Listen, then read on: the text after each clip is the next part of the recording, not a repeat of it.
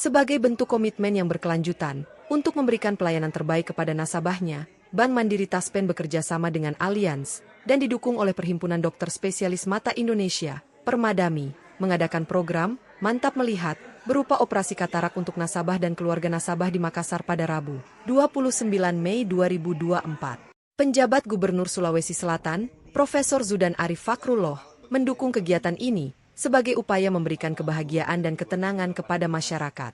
Sedangkan, Direktur Utama Bank Mandiri Taspen, Elmamber Petamu Sinaga, mengungkapkan bahwa operasi katarak ini merupakan kegiatan kedua yang dilakukan oleh Bank Mandiri Taspen. Sebelumnya, pernah dilakukan juga di Jakarta dan Surabaya secara serentak.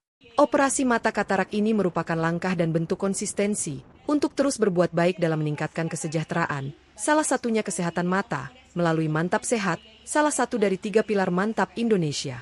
Sebagai informasi, ada 201 peserta nasabah maupun keluarga nasabah Bank Mandiri Taspen yang mendaftar dan 120 nasabah yang telah lolos proses screening awal berupa kelengkapan dokumen pendukung yang selanjutnya dilakukan screening kesehatan.